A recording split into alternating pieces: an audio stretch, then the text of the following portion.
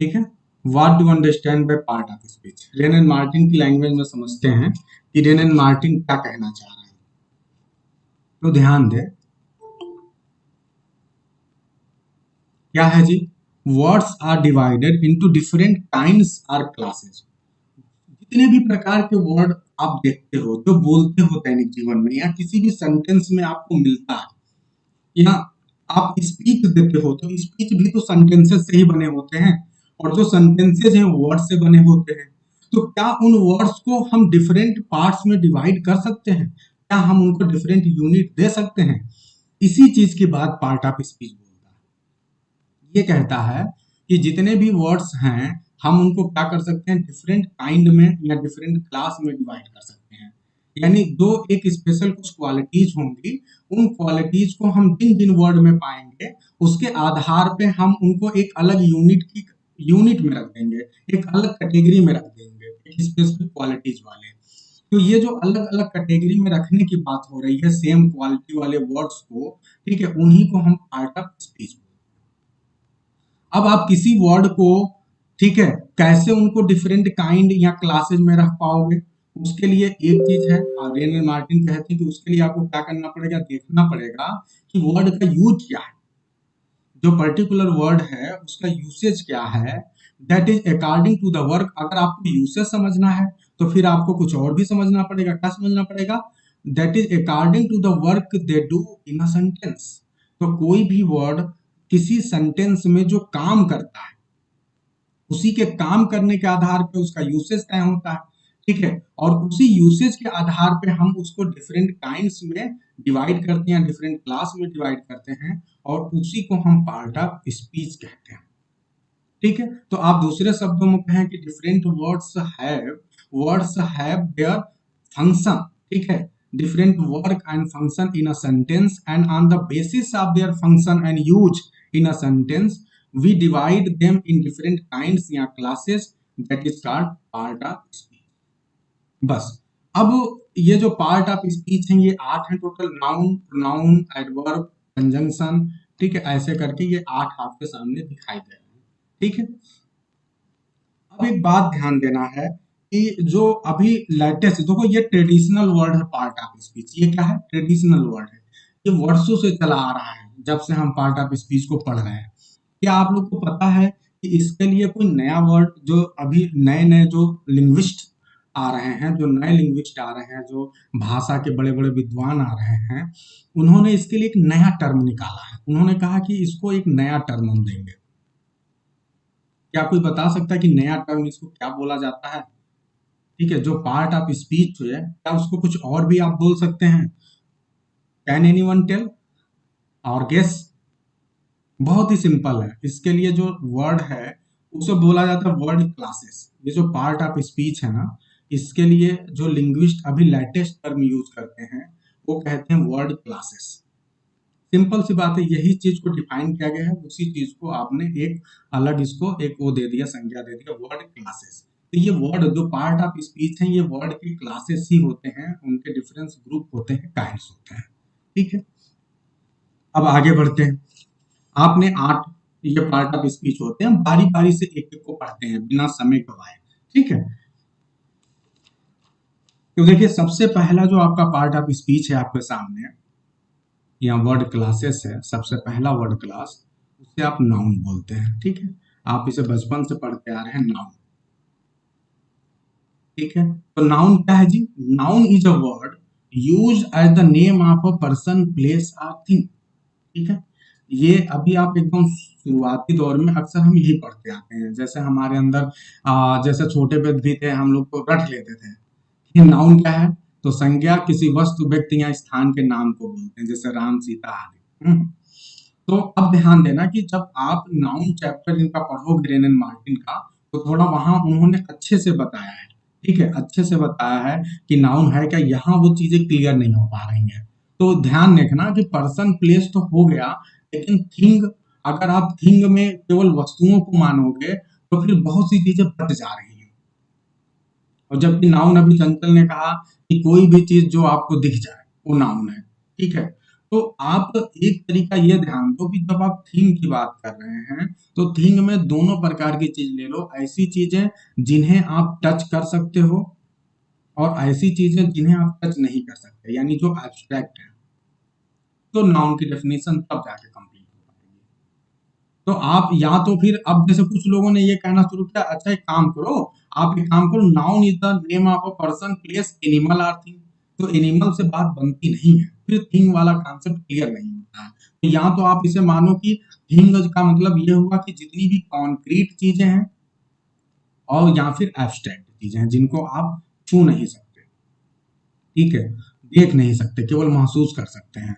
तो अगर एक तो ये चीज हुआ, दूसरा चीज अपने दिमाग में एक बहुत सिंपल डेफिनेशन आप याद कर लें कि आप ध्यान रखें कि एनीथिंग, जैसे अभी किसी ने बोला सी या टच, ठीक है, तो कोई भी चीज एनीथिंग वॉट एवर, ठीक है, there in the world anything that we can see, ठीक है, आर टच, कोई भी चीज जिसे हम देख सकते हैं या टच कर सकते हैं, और फील, एक फील वर्ड भी ऐड कर दो, एनीथिंग दैट वी कैन, ठीक है, टच एंड सी और फील, कोई भी चीज जिसे हम देख सकते हैं, टच कर सकते हैं या फिर फील कर सकते हैं, उसे आप नाउन कहेंगे।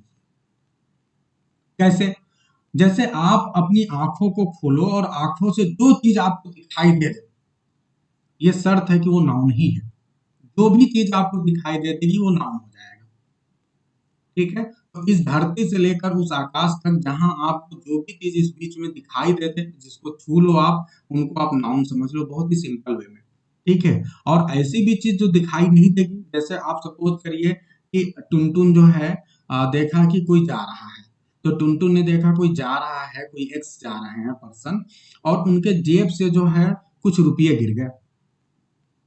अब टुनटुन क्या गया, दौड़ के गया और उस रुपये को उसने उठा लिया और उस पर्सन को दे दिया। तो जब उस पर्सन को दे दिया तो वहीं पे कोई और भी खड़ा है, और उसने टुनटुन के इस बिहेवियर को जब देखा तो उसने क्या एक निष्कर्ष निकाला कि इस टुनटुन के अंदर, ये जो लड़का है इसके अंदर क्या है जी, ऑनेस्टी है। क्या है? ऑनेस्टी है, ईमानदारी है इस लड़के के अंदर, ठीक है। तो जो ऑनेस्टी है, क्या उसको आप पकड़ सकते हो? नहीं पकड़ सकते। यू कैन ओनली फील, आप केवल फील कर सकते हैं, टच नहीं कर सकते, ठीक है। यहां तक कि ऑनेस्टी को पकड़ के देख भी नहीं सकते, यू कैन ओनली फील। तो ये चीज हो गया। इसी प्रकार से अगर वही टुनटुन क्या गया होता तो वो पैसे को उठा के भाग आता चुपचाप और घर में ले जाके मम्मी को दे देता कि मम्मी ये लो पैसे रख लो। तो अब इससे क्या हो जाता जी, टुनटुन के अंदर डिसऑनेस्टी है, ठीक है। तो ये बहुत सी चीजें हैं, तो ये जितनी भी क्वालिटीज आ रही हैं, आप कह सकते हो कि जो क्वालिटीज आती हैं, ठीक है, वो सब इसी में आता है, ठीक है। तो ये है आपके नाउन के बारे में एक पूरा पूरा आपने एक समझ बनाई। हालांकि यहाँ पे देखो रेन एंड मार्टिन ने इसको बाद में क्लियर किया नोट करके, इन्होंने क्या बोला कि द वर्ड थिंग, जो थिंग है ना, वो इंक्लूड करता है, क्या इंक्लूड करता है, all objects that we can see, ऐसी चीजें जिसे हम देख सकते हैं, हियर जिसे हम सुन सकते हैं, टेस्ट जिसे टेस्ट कर सकते हैं, टच कर सकते हैं, स्मेल कर सकते हैं, ये सारी चीजें हो गई। दूसरा, something that we can think of, ऐसी चीजें जिसे हम सोच सकते हैं जिसके बारे में, but can not perceive by senses, लेकिन हम अपने सेंसेस का इस्तेमाल करके उसको परसीव नहीं कर सकते। मतलब ये जो see hear taste touch smell है, इनका प्रयोग करके आप नहीं। अब ऑनेस्टी को सेंस से थोड़े ना समझ पाओगे, ठीक है। ऑनेस्टी तो एक फीलिंग है जिसके बारे में आप केवल सोच सकते हो अकॉर्डिंग टू द सिचुएशन। तो बहुत अच्छे से रेन एंड मार्टिन ने इसको डिफाइन किया है और ये अपने आप में कंप्लीट है। तो आप पर्सन प्लेस या थिंग बोले, लेकिन नोट करके आप थिंग को अगर ये चीज बता दे रहे हैं तब जाके नाउन कंप्लीट होगा। अब आपके सामने देखिए ढेर सारे एग्जांपल है, जैसे Akbar was a great king, Kolkata, ठीक है, तो यहाँ पे अकबर और ग्रेट किंग, तो यहाँ पे किंग और अकबर ये नाउन हो गए। इसी प्रकार Kolkata is the, is on the banks of river Hooghly, Hooghly, ठीक है। फिर इसी प्रकार द रोज स्मेल स्वीट। तो ये जितने भी एग्जाम्पल हैं, ये आपके जितने भी ब्लैक लेटर से दिख रहे हैं, ठीक है, इटैलिक्स में है, ये सब नाउन के एग्जाम्पल है। अच्छा एक बात ध्यान देना कि नाउन अगर कोई भी चीज देखो ना, तो शुरुआती दौर पे देखो नाउन के लिए एक वर्ड किया जाता है, noun is a naming word, यानी जो चीज का आप नाम दे दो वो नाउन हो गया, नाउन हो गया। तो इसीलिए ना कहा जाता है कि अगर नाम दे पा रहे हो यानी उसको लिख पा रहे हो, तो अगर शुरुआती दौर में देखा जाए तो लगभग जितने भी वर्ड है ना, वो हैं तो नाउन ही, लेकिन अब देखो अंतर क्या आ जाता है, जब वो फंक्शन करता है, जिस प्रकार से फंक्शन करेगा उस प्रकार का वो पार्ट ऑफ स्पीच बन जाएगा। तो according to the function, according to the use of the word, ठीक है, हम बाद में डिसाइड करते हैं कि ये है क्या, एडजेक्टिव है क्या, एडवर्ब है। और यही वजह है कि आप एक ही वर्ड को आप देखेंगे कि जब वो अलग अलग फंक्शन करता है तो अलग अलग पार्ट ऑफ स्पीच, ठीक है। तो ये बेसिक चीज हो गई। यहीं पे एक और हम कर लेते हैं, क्योंकि हम नाउन पे बाद में थोड़ा ज्यादा दिन बाद लौट के आएंगे, तो क्यों ना हम नाउन के जो बेसिक 5 पार्ट हैं उसको यहीं पे समझ लें, क्योंकि ये आगे हमको बहुत काम करने वाला है। आप सभी अपने दिमाग में एक बात ध्यान रखें कि नाउन के 5 मेजर प्रकार होते हैं, ठीक है। और कुछ लोग ये भी कहते हैं कि 2 प्रकार होते हैं। तो जब 2 प्रकार में आप नाउन को डिवाइड करोगे, नाउन को अगर 2 प्रकार में आप डिवाइड करोगे, तो 2 प्रकार कौन से होंगे जी? काउंटेबल नाउन या अनकाउंटेबल। Uncountable noun. एक तो ये ध्यान रखना, क्योंकि ये बार बार आएगा। जब तक अभी हम नाउन को काफी देर में आके पढ़ेंगे ना, उससे पहले बार बार चीजें आएंगी जहां पे काउंटेबल अनकाउंटेबल आएगा। तो आपको अभी ये बात जान लो आप। अब ये जो काउंटेबल नाउन है ना, इसी को काउंट नाउन भी बोलते हैं। क्या बोलते हैं? Count noun. बहुत से बुक्स इसको काउंट नाउन भी बोलते हैं। और जो ये अनकाउंटेबल है इसको अनकाउंट नाउन भी बोलते हैं। तो आप कंफ्यूज मत होना, वो गलत नहीं है, वो भी सही है। अनकाउंट नाउन भी इसको बोला जाता है, कई बुक्स में ऐसा लिखा हुआ है। तो एक चीज ये हो गया। दूसरा, एक नाउन का और भी डिवीजन है, जिसमें क्या होता है कि आप उसको बोल सकते हो कि नाउन 2 पार्ट में कर सकते हो। एक तो कॉन्क्रीट, ठीक है, कॉन्क्रीट, और दूसरा क्या हो गया जी? एब्स्ट्रैक्ट।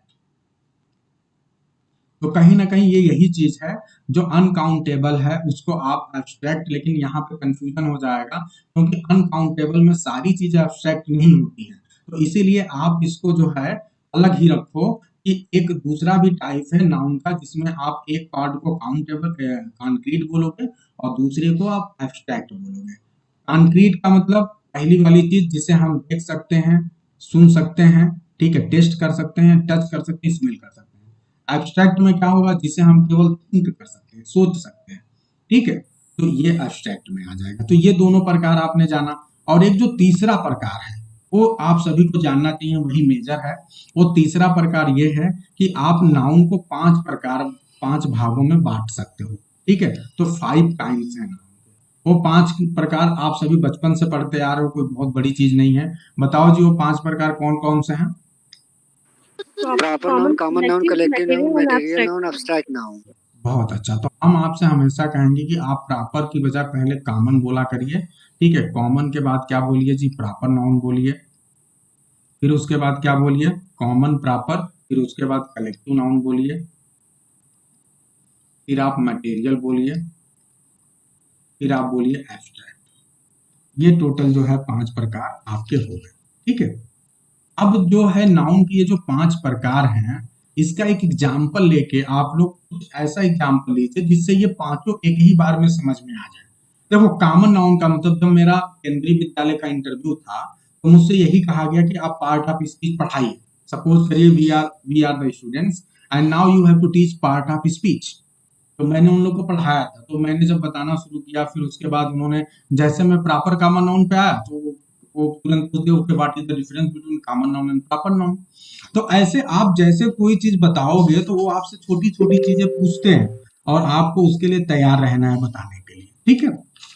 तो आप ये बताइए कि सबसे पहले तो कॉमन नाउन है। कॉमन नाउन का मतलब कि जब एक ही नाम से या कोई एक चीज है वो कई लोगों पे लागू हो जाए, तो उसको आप कॉमन बोल सकते हो। कॉमन कब बोलते हैं? तो चीज कॉमन होता है, यानी वो कई लोगों के लिए जो है अप्लाई हो सकता है, तो कॉमन हो गया, सामान्य चीज हो गई।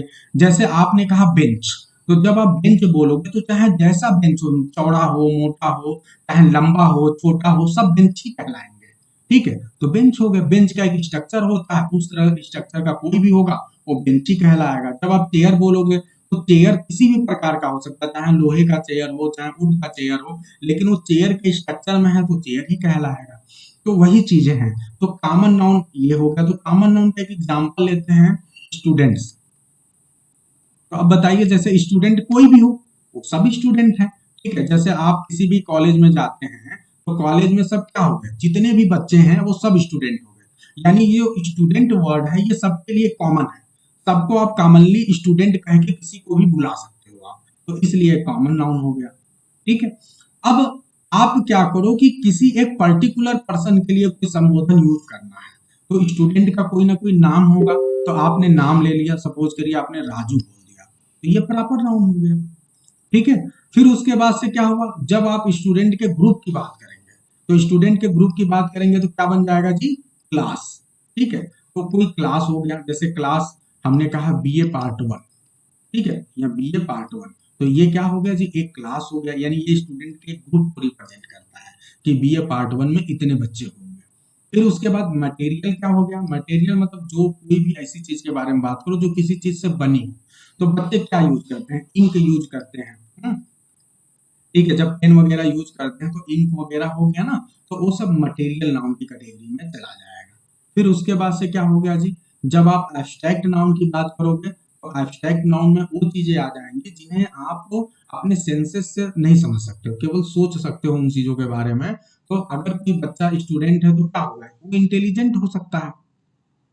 तो अगर आपने बोला इंटेलिजेंस, तो इंटेलिजेंस क्या हो गया जी, ये आपका हो गया एब्स्ट्रैक्ट नाउन। तो इस तरह आपने देखा कि कैसे हमने एक एग्जांपल लिया, उसी से सारी चीजें आपको दिखा दी। इसी प्रकार से अगर हम बात करें किसी और एक एग्जांपल को ले और उससे सारी चीजों को दिखा दें, तो अगर हमने कहा सोल्जर, तो सोल्जर क्या हो गया, एक सैनिक हो गया। अब ढेर सारे जो आर्मी में लोग हैं उनको आप सोल्जर बोल सकते हैं, सबको किसी को भी सोल्जर बोल सकते हैं। लेकिन अब उसी सोल्जर में आपने किसी का नाम ले लिया, तो आपने क्या कहा, वीर प्रताप, तो वीर प्रताप क्या हो गया जी, प्रॉपर नाउन हो गया। जब आप वीर प्रताप बोलोगे तो आप केवल एक पर्सन उसमें से निकल के आएगा जो अपने आप को वीर प्रताप कह सकता है। ठीक है, तो ये भाई प्रॉपर नाउन हो गया। कलेक्टिव नाउन में क्या हो गया, जो ये सोल्जर्स की एक ग्रुपिंग कर दिया आपने, तो सोल्जर की जब ग्रुपिंग करोगे, एक टुकड़ी उनको बना दोगे, तो आप उनको आर्मी बोल सकते हो। ठीक है, तो आर्मी क्या हो गया जी, ये कलेक्टिव नाउन हो गया। ठीक है, फिर उसके बाद से सोल्जर्स यूज क्या करते हैं, ठीक है, तो जैसे गन्स वगैरह यूज करते हैं तो उसमें क्या होती है, बुलेट्स होती है, तो बुलेट्स हो गई, या एमुनिशंस हो गए। ठीक है, एमुनिशन समझते हैं ना, तो गोले बारूद हो गए, ये सब चीजें हैं, तो ये सब मटेरियल नाउन की कैटेगरी में आ जाएगा।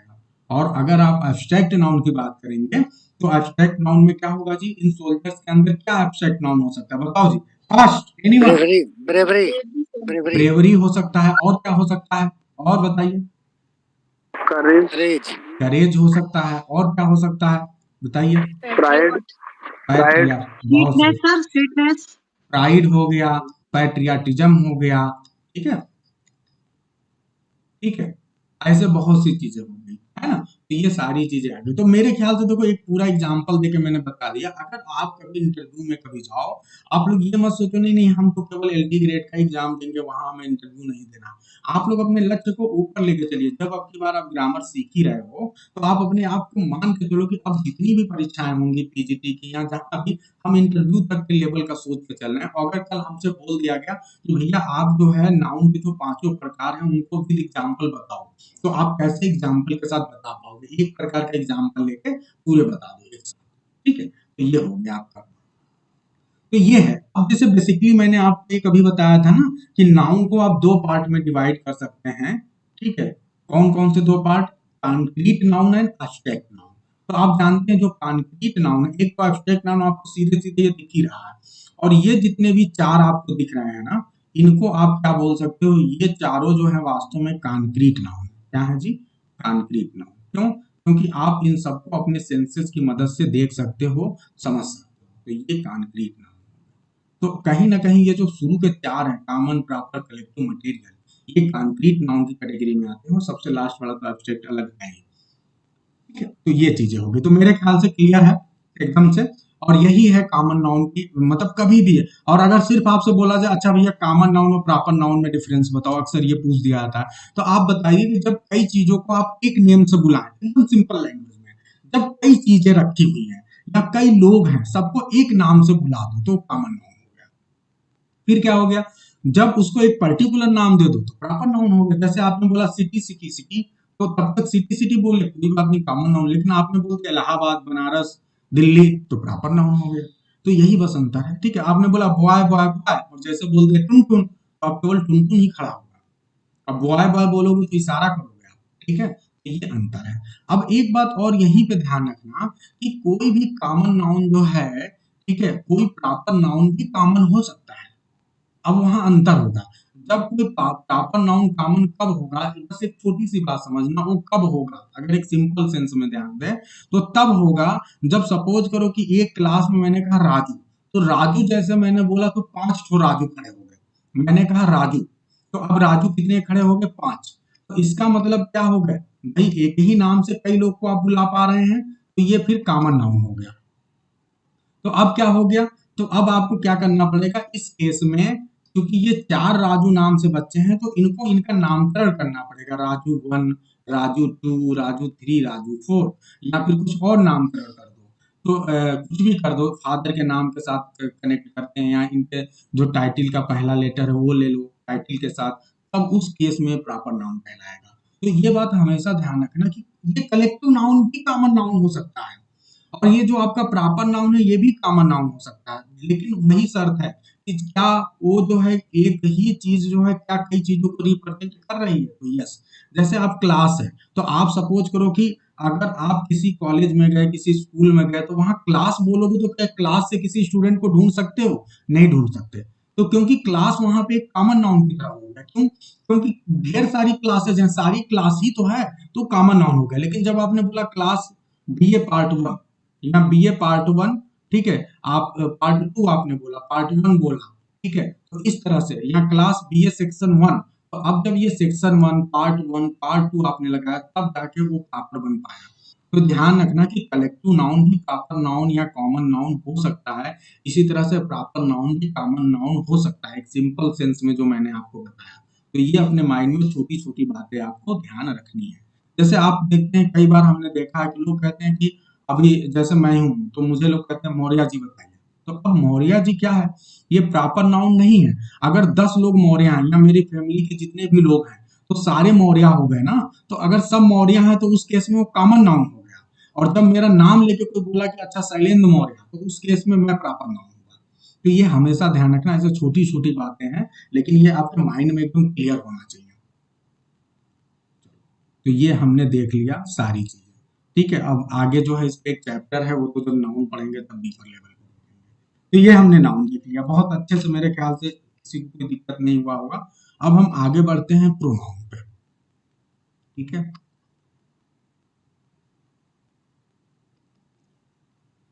अब यहाँ आप ध्यान दें कि आपके रेन एंड मार्टिन साहब भी प्रोनाउन को कैसे डिफाइन करते हैं। तो ये कहते हैं कि अच्छा, इन्होंने नाउन प्रोनाउन नहीं लिया, पहले एडजेक्टिव ले लिया, लेकिन हम प्रोनाउन ही लेते हैं। तो प्रोनाउन के लिए इन्होंने क्या कहा कि pronoun is a word used instead of noun. Pronoun एक ऐसा वर्ड है जो नाउन के स्थान पे यूज किया जाता है, ठीक है। तो क्या ये अपने आप में डेफिनेशन कंप्लीट है, जैसे यहाँ पे नोट करके इन्होंने देखो कुछ बातें लिखी है, ये वास्तव में ये डेफिनेशन कंप्लीट नहीं था। जब तक ये नोट वर्ड को ऐड नहीं करोगे, नोट वाला स्टेटमेंट, तब तक ये कंप्लीट नहीं है। इसी प्रकार से जो प्रोनाउन है ना, क्या अगर इस डेफिनेशन की आप बात मान लो, तो इसका मतलब ये हुआ कि word use instead of noun, यानी कभी भी आप क्या किसी भी वर्ड की जगह आप किसी भी वर्ड को यूज कर दो तो प्रोनाउन हो जाएगा, नहीं, ऐसा नहीं है। वर्ड प्रोनाउन को यूज करने के लिए शर्त है, और शर्त यह है कि जब एक बार आपने यूज किया, तो जब दोबारा आप यूज करोगे तो उस वर्ड को यूज नहीं करना, उसकी जगह एक दूसरा वर्ड यूज करना है। और ऐसा आप क्यों करते हो, क्योंकि आप रिपीटिशन नहीं करना चाहते हो। तो बेहतर होगा कि आप इसके साथ पूरे फंक्शन के साथ इसकी डेफिनेशन लिखें। तो इसकी फुल डेफिनेशन आप ऐसे लिखेंगे कि pronoun is a word use instead of noun to avoid, बहुत अच्छा Chanchal, to avoid the repetition of noun, avoid the repetition of noun, ठीक है। जब नाउन के रेपिटेशन को आप अवॉइड करने के लिए जिस वर्ड का यूज करते हैं, वही आपका जो है प्रोनाउन, ठीक है। अब देखिए यहाँ जितने भी एग्जाम्पल, जैसे जॉन इज एब्सेंट, लेकिन अब जब दोबारा जॉन की बात आएगी बिकॉज ही इज इल, तो आप जॉन नहीं लिखेंगे, वो थोड़ा awkward लगता है, तो इसीलिए आप दोबारा जॉन की जगह आपने ही का प्रयोग किया। इसी प्रकार से द बुक्स, तो बुक यहाँ पे क्या है, ये नाउन है, the books are where you left them, तो दोबारा जब बुक की बात आई तो आपने इनके लिए देम वर्ड यूज किया, ठीक है। तो प्रोनाउन इस तरह से यूज किए जाते हैं। मेरे ख्याल से सभी को ये क्लियर होगा, एनी डाउट टू एनीवन। नहीं है ना किसी को। No, अब एक बात ध्यान रखना कि जब आप प्रोनाउन की बात करते हैं, क्योंकि अभी हमें आगे प्रोनाउन के बारे में थोड़ा और पढ़ना है और हम प्रोनाउन चैप्टर को भी पढ़ने नहीं जा रहे, तो फिर यहीं पे ध्यान रखना कि प्रोनाउन में जो पर्सनल प्रोनाउन होता है ना, ये बहुत इंपॉर्टेंट होता है और ये डायरेक्ट इनडायरेक्ट में आपको बहुत यूज पड़ता है, बार बार यूज पड़ता है। तो ये भी अभी आप तुरंत ही समझ लो, और हम जब बाद में पढ़ेंगे तो पर्सनल प्रोनाउन वाला सेक्शन नहीं पढ़ेंगे। तो पर्सनल प्रोनाउन वास्तव में देखा जाए तो कितने प्रकार के जी होते हैं, ये पर्सनल यूज के लिए इस्तेमाल किए जाते हैं, ठीक है, अपना वाले सेंस में। तो अब ध्यान दो कि वास्तव में जो ये पर्सनल प्रोनाउन होते हैं, इनके 3 प्रकार होते हैं, फर्स्ट पर्सन, सेकंड पर्सन और थर्ड पर्सन, ठीक है। अब ये जो फर्स्ट पर्सन वाले प्रोनाउन हैं, इनमें भी एक बात ध्यान रखना है आपको कि इसमें केस होते हैं, एक होता है सब्जेक्टिव केस, ठीक है, दूसरा क्या होता है जी, ऑब्जेक्टिव केस, और तीसरा क्या होता है, पजेसिव केस, पजेसिव के। ठीक है। अब पजेसिव में भी 2 प्रकार होते हैं, ठीक है, इस पजेसिव में भी 2 प्रकार होते हैं। कौन कौन से 2 प्रकार जी, एक होता है पजेसिव एडजेक्टिव और एक होता है पजेसिव प्रोनाउन, ठीक है, ध्यान रखना आप। और सबसे लास्ट में क्या होता है, जो रिफ्लेक्सिव केस होता है, ठीक है, रिफ्लेक्सिव, ठीक है, या इम्फैटिक, यही वाले इम्फैटिक कैटेगरी में भी आते हैं, ठीक है। इसमें क्या होता है, इसमें सिर्फ ध्यान रखना कि सेल्फ लगाते हैं, सेल्फ। अब आगे बढ़ते हैं, जैसे आपने कहा कि आई वी, ठीक है, तो छोटी छोटी चीजें हैं लेकिन एकदम याद रखना है, एकदम कहीं से मिस नहीं करना है। तो आई का ऑब्जेक्टिव केस क्या हो जाएगा जी, मी। बी का ऑब्जेक्टिव केस क्या हो जाएगा, अस। आई का पजेसिव केस में एडजेक्टिव क्या होगा, माई। और प्रोनाउन क्या होगा, पजेसिव प्रोनाउन, जल्दी बताइए, बोलिए भी। माइन होगा, MINE माइन। माइन। माइन। और इसी प्रकार से वी का क्या होगा जी, possessive pronoun, sir ours. Ours. इसी प्रकार से अब आ जाइए सेकेंड पर्सन में, सेकेंड पर्सन में ऑब्जेक्ट यू ही होगा, पजेसिव एडजेक्टिव योर्स, योर होगा, और ये आपका हो जाएगा योर्स। योर्स। अब इससे इधर आ जाइए जी, ही, सी, इट, देयर, ये 4 होते हैं। अब ही का मतलब कोई भी सिंगुलर जो मेल हो, क्या हो गया जी, मेल सिंगुलर। अगर मेल सिंगुलर हो चाहे ही हो, सबके लिए जो ये सेम वही चलेगा। इसी प्रकार सी का मतलब फीमेल सिंगुलर, फीमेल सिंगुलर, कोई फीमेल हो या फिर, ठीक है, फीमेल होनी चाहिए, सिंगुलर होनी चाहिए। इट का मतलब कोई भी न्यूटर जेंडर का, ठीक है, कोई वस्तु हो या ऐसा, या न्यूटर जेंडर हो। दे का मतलब किसी के लिए, चाहे मेल हो चाहे फीमेल हो, चाहे न्यूटर जेंडर हो, वस्तु हो, सबके लिए दे आता है, ठीक है। तो ऊपर के तीनों के लिए जब वो प्लूरल हो जाएंगे तो दे हो जाएंगे। अब आगे बढ़ते हैं, ही का जी ऑब्जेक्टिव केस क्या होगा, हिम। हिम। और पजेसिव केस क्या हो जाएगा जी, हिज। हिज। और पजेसिव प्रोनाउन क्या होगा, हिज। हिज।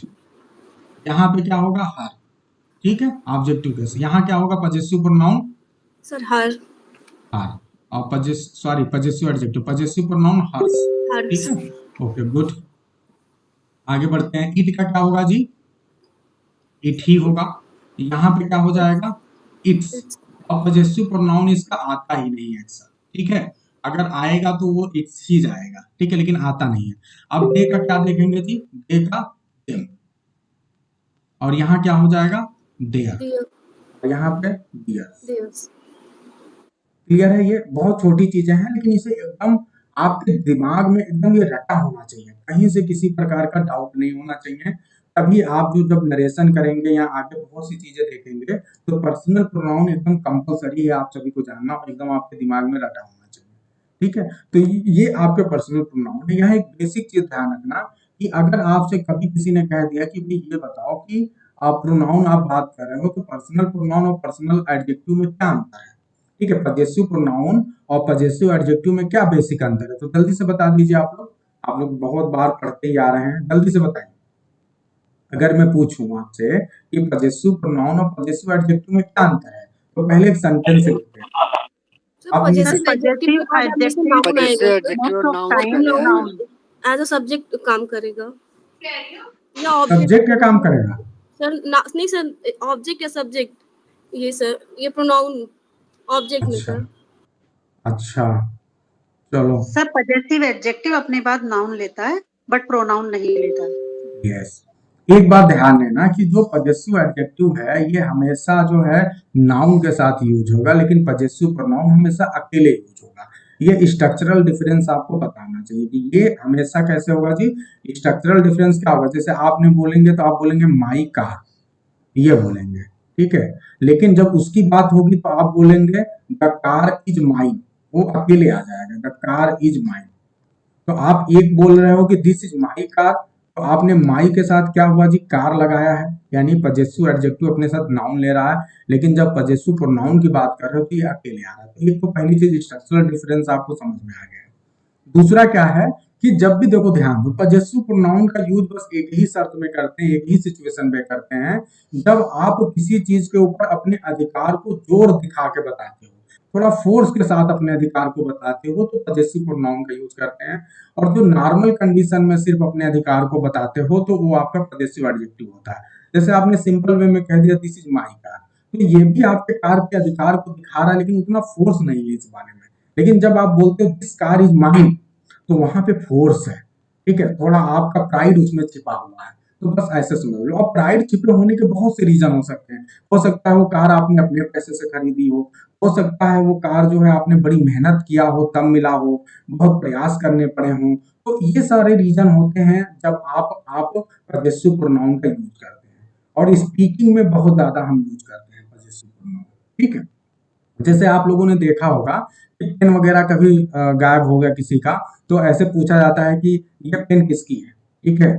तो this pen belongs to who, तो अब कोई पर्सन बोलता है दिस इज माइन, तो वहां पे वो थोड़ा सा जोर दे के बोलता है, क्योंकि वहां पे फोर्स है, क्योंकि उसे उस चीज को पाना है, तो थोड़ा जोर दे के बोलता है। बस यही चीज है। तो बस इतना ही ध्यान रखना कि पजेसिव प्रोनाउन में फोर्स थोड़ा ज्यादा होता है, और पजेसिव जो एडजेक्टिव होता है वो भी अपनापन दिखाता है उस चीज से आपके रिलेशन को, लेकिन फोर्स का लेवल थोड़ा कम होता है, ठीक है। और रीजन अलग अलग हो सकते हैं हर व्यक्ति के। तो ये हमने देख लिया। तो इस तरह हमने प्रोनाउन भी देख लिया है, कोई दिक्कत नहीं। अब हम आगे बढ़ते हैं और अब हम एडजेक्टिव की बात करते हैं।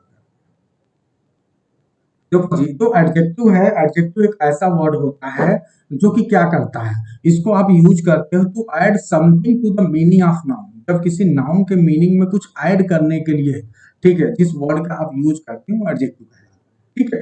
कुछ एक्स्ट्रा इंफॉर्मेशन देगा एडजेक्टिव, तब भी आएगा जब भी आएगा वो कुछ एक्स्ट्रा इंफॉर्मेशन आपको लेके आएगा। जैसे आपने बोला ही, जैसे आप सिंपल सा बोलते ही इज अ बॉय, तो एक लड़का है, लेकिन लड़के के बारे में एक्स्ट्रा इन्फॉर्मेशन क्या मिला, आपने ब्रेव वर्ड यूज किया, तो अब ये एक्स्ट्रा इन्फॉर्मेशन दे रहा है कि लड़का ब्रेव है।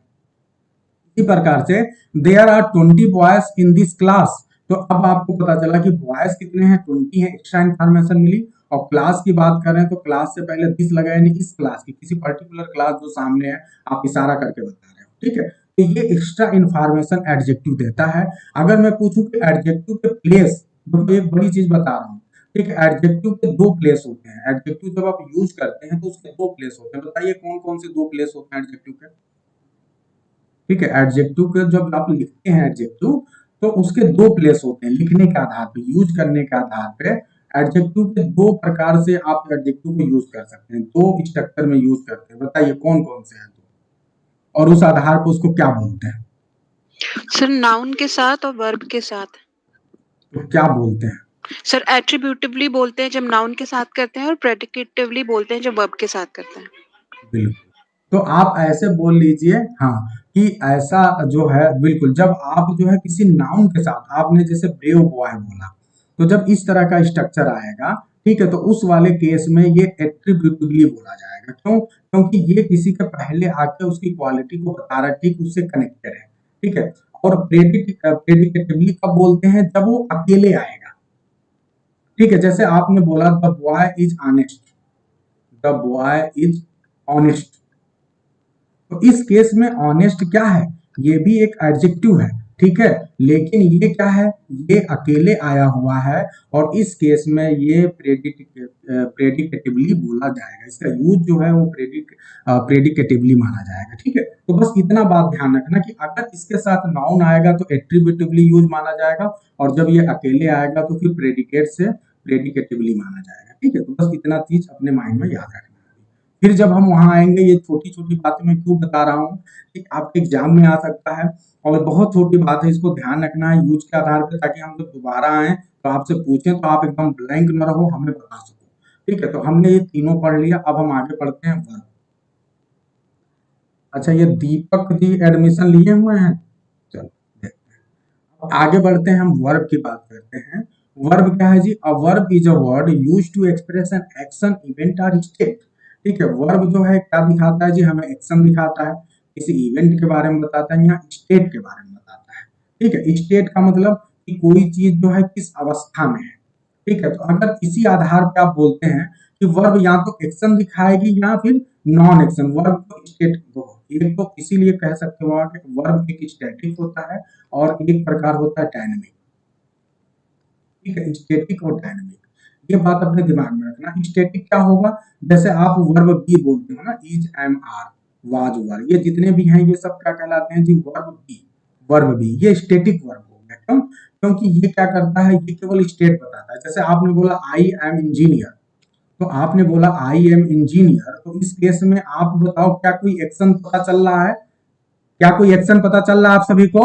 नो। No sir. तो जब एक्शन नहीं पता चला तो ये वर्ब क्या होगा? यही तो मेन वर्ब है, और तो कुछ यहाँ है ही नहीं। तो इस केस में ये वर्ब स्टैटिक वर्ब है। ठीक है, ये ध्यान देना। डायनेमिक में क्या होगा? डायनेमिक में जो वर्ब होते हैं वो हमेशा उनसे एक्शन पता चलता है। जैसे आपने बोला प्ले, आई एम प्ले, तो कुछ एक्शन हो रहा है, कुछ मूवमेंट हो रहा है, तो वहां पे आपका डायनेमिक। ठीक है, इसी प्रकार से जो हैव वर्ब है, हैव, ये भी क्या बताता है? ये कौन सी कैटेगरी में आप हैव को रख सकते हो? हैव वाले वर्ब को स्टैटिक के डायनेमिक, जल्दी से बताइए। स्टैटिक। स्टैटिक वर्ब में रखोगे। इनके तीन कौन से होंगे? Has, have, had. ठीक है, स्टैटिक। जैसे आपने कहा कि आई हैव 2 ब्रदर्स। ठीक है, तो यह क्या होगा? कोई एक्शन तो पता नहीं चल रहा है ना, तो इस केस में ये क्या हो गया? Have static. ठीक है, अब ध्यान देना कि ये जो स्टैटिक वर्ब है ना, ये थोड़ा सा गुमराह करते हैं, क्योंकि कभी कभी तो ये मेन वर्ब के रूप में आते हैं और कभी कभी ये क्या हो जाते हैं? बताइए जी। ये स्टैटिक हेल्पिंग वर्ब के रूप में आते हैं सर। यस, कभी कभी मेन वर्ब हो जाते हैं और कभी कभी ये ऑक्सिलरी वर्ब के रूप में आते हैं। ठीक है, ऑक्सिलरी वर्ब का मतलब हेल्पिंग वर्ब। तो या तो ये हेल्पिंग वर्ब के रूप में, ऑक्सिलरी वर्ब के रूप में आते हैं। जब उस कंडीशन में आएंगे तब आप इन्हें स्टैटिक वर्ब नहीं बोलोगे, तब तो ये हेल्प करने का काम कर रहे हैं डायनेमिक वर्ब को, तो इसलिए उस केस में ये ऑक्सिलरी या हेल्पिंग वर्ब है। तो ये बात बस ध्यान रखना है बस, और यहाँ कोई बड़ी चीज नहीं है, इतने पे इसको करेंगे। ठीक है, अब वर्ब के और भी टाइप आप जानते हो, उन्हें भी ध्यान रखो, क्योंकि अभी आप बाद में पढ़ने वाले हो। इसी दौरान जब हम ट्रांसफॉर्मेशन पढ़ेंगे तो एक्टिव पैसिव भी पढ़ेंगे, तो यहीं पे ध्यान रखना कि वर्ब में अगर कोई ऑब्जेक्ट है कि नहीं, ऑब्जेक्ट के आधार पे उसको हम 2 पार्ट में डिवाइड करते हैं। और वो 2 पार्ट कौन सा है जी? जल्दी से बताइए। अगर किसी transitive verb, intransitive verb. Yes, तो अगर किसी भी वर्ब का ऑब्जेक्ट है तो वो ट्रांजिटिव वर्ब माना जाएगा, और अगर ऑब्जेक्ट नहीं है तो इंट्रांजिटिव वर्ब। बस, तो आपने एक दूसरा भी प्रकार देख लिया। फिर उसके बाद से आपने वर्ब का एक तीसरा भी प्रकार देखा। बोलो जी कौन कौन? फाइनाइट, फाइनाइट वर्ब और infinite, non finite verb. Non finite verb, ये भी आपने, ये मैंने आपको कल ही बता दिया था बहुत अच्छे से। फाइनाइट वर्ब आपको पता है, फाइनाइट वर्ब और नॉन फाइनाइट में सबसे बेसिक एक डिफरेंस बताइए क्या है जी? जल्दी से। फाइनाइट वर्ब जो है पर्सन के अनुसार चेंज हो जाता है, लेकिन नॉन फाइनाइट चेंज नहीं बट होता। इन finite verb it is non changeable. Yes, तो सबसे पहली बात, फाइनाइट वर्ब अपना फ्लेक्सिबल है, चेंजेबल है। नॉन फाइनाइट वर्ब चेंज नहीं होता है, ये सब्जेक्ट के पर्सन और नंबर के हिसाब से चेंज होता है, इसके ऊपर कोई असर नहीं पड़ता। बस, तो आपने तीनों प्रकार जो मेजर वर्ब है वो देख लिया है, बाकी जब हम इनको डीपर लेवल पे जाएंगे तो वहां सीखेंगे। ठीक है, तो ये आपके वर्ब भी हो गए। आगे बढ़ते हैं।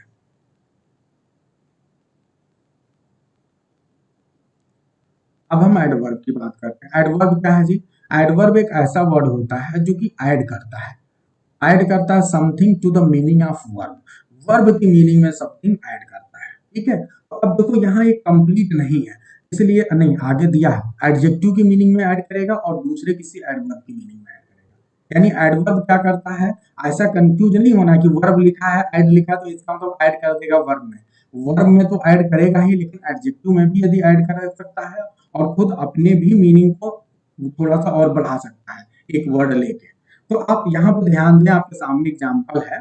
He worked the sum quickly, उसने सम को बहुत तेजी से किया, यानी जो भी उसे क्वेश्चन दिए गए उसने उसे तेजी से सॉल्व किया। तो ये बताओ जी, ये किसको मॉडिफाई कर रहा है, किसके बारे में कुछ और जानकारी दे रहा है? सम के बारे में कि किसके बारे में? जल्दी से फास्ट। ये जो क्विकली है वो एडवर्ब है, लेकिन ये किसके एडवर्ब की तीन चीजों के बारे में जानकारी देता है और बढ़ाता है, वर्ब, एडजेक्टिव, एडवर्ब। तो बताओ किसके बारे में ये बता रहा है? सर एडवर्ब, डिस्क्राइब और मॉडिफाई, यहाँ पे वर्ब को वर्ब एंड एडजेक्टिव ओनली।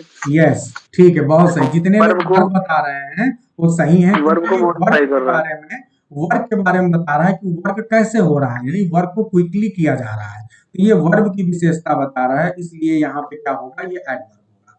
दूसरी सिचुएशन पे आते हैं, this flower is very beautiful, this flower is very beautiful. ये सिचुएशन आप देखिए और यहाँ पे आप मुझे बताइए कि यहाँ पे जो है this flower is very beautiful, यहाँ पे वो किसकी विशेषता बता रहा है? पहले एडवर्ब पहचानो, एडवर्ब क्या है? वेरी है। तो अब ये जो वेरी है ये फ्लावर के बारे में बात कर रहा है कि ब्यूटीफुल के बारे में? ब्यूटीफुल के बारे में, एडजेक्टिव के बारे में। बिल्कुल, तो ब्यूटीफुल क्या है जी? ब्यूटीफुल एडजेक्टिव है। रुक जाइए, जब एक लोग बोल देना तो फिर उसके बाद शांत हो जाया करिए, फिर अगर डाउटफुल है तब बोलिए। तो एडजेक्टिव है ब्यूटीफुल और उसी के बारे में और जानकारी दी जा रही है वेरी के द्वारा, तो इसलिए वेरी क्या हो गया जी? एडवर्ब हो गया। तो हमने ये भी देख लिया। अब तीसरी सिचुएशन पे चलते हैं और तीसरा सिचुएशन क्या है जी? ये देखते हैं ये क्या हो रहा है यहाँ पे। तो यहाँ पे आप ध्यान दीजिए और जल्दी से आप लोग बताएंगे कि यहाँ पे जो क्वाइट है ये क्या है? ये एडवर्ब तो है, ये तो क्लियर है, लेकिन ये किसकी विशेषता बता रहा है, किसके बारे में और इंफॉर्मेशन ऐड कर रहा है? सर वर्ब के बारे में। वर्ब कौन है यहाँ पे? Sir pronounced. अच्छा, कंफर्म हो आप? Yes sir. देखो एक बात, करेक्टली को कर रहे हैं। यस, अब ध्यान सर ये दो। एडवर्ब हाँ, ये एडवर्ब तो है, लेकिन ये वास्तव में एडवर्ब, यस, यहाँ पे ध्यान रखना कि ही प्रोनाउंस द वर्ड करेक्टली। तो जो करेक्टली है वो प्रोनाउन से कनेक्ट हुआ और इसलिए जो है करेक्टली ये इस समय वर्ब को वो कर रहा था, मॉडिफाई। लेकिन जो क्वाइट है ना, ये करेक्टली को मॉडिफाई कर रहा है और ये बता रहा है कि करेक्ट है तो कितना करेक्ट है। ठीक है, तो क्वाइट यानी लगभग, बहुत अच्छा करेक्ट है। तो ये जो क्वाइट है ये वास्तव में करेक्टली को मॉडिफाई कर रहा है, ध्यान रखना। तो यानी ये करेक्टली अपने आप में एडवर्ब है और क्वाइट जो है उसी को मॉडिफाई कर रहा है, तो ये भी एडवर्ब हुआ।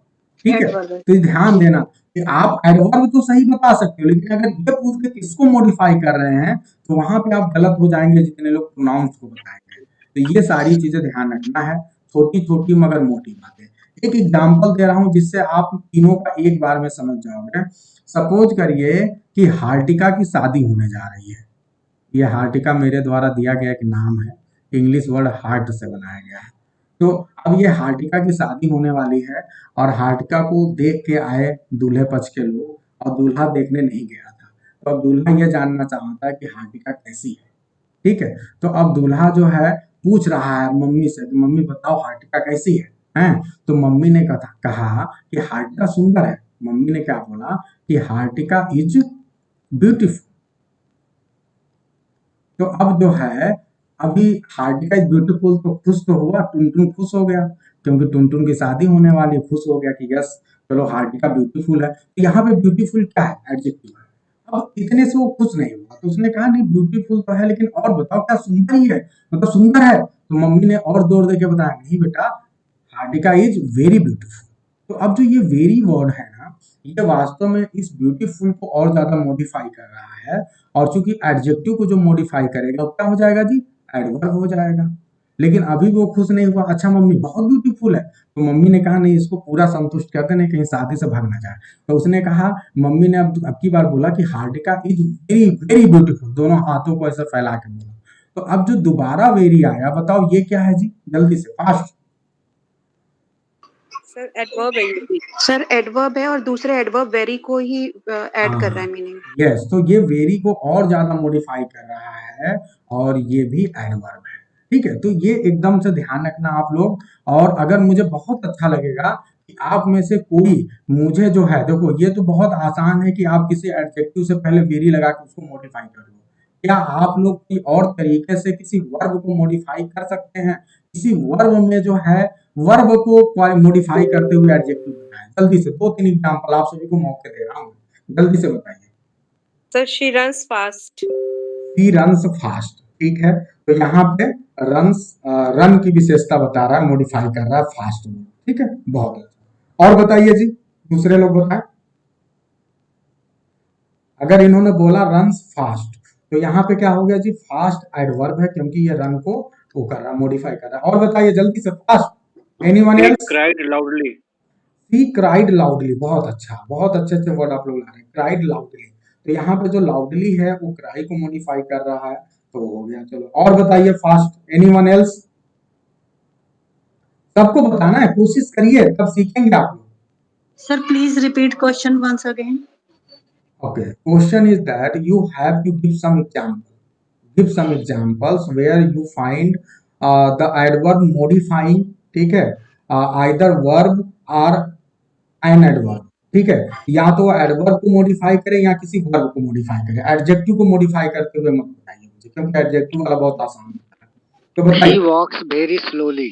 Yes, he walks very slowly. He walks very slowly. तो अब ध्यान देना, very sir my teacher taught me honestly.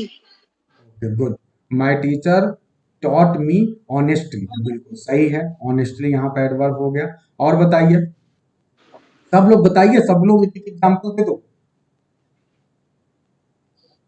अब देखो देखो, अपनी कॉपी ओपन रखिए। जब आप हमसे पढ़ रहे हैं तो तुरंत, जैसे मैं आपको कोई काम दूं तो तुरंत अपनी कॉपी में लिखना शुरू करिए, सेंटेंस फ्रेमिंग शुरू करिए।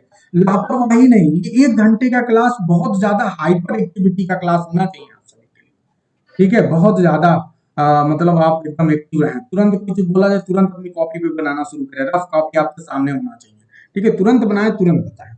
Sir my friend talks me very cleverly.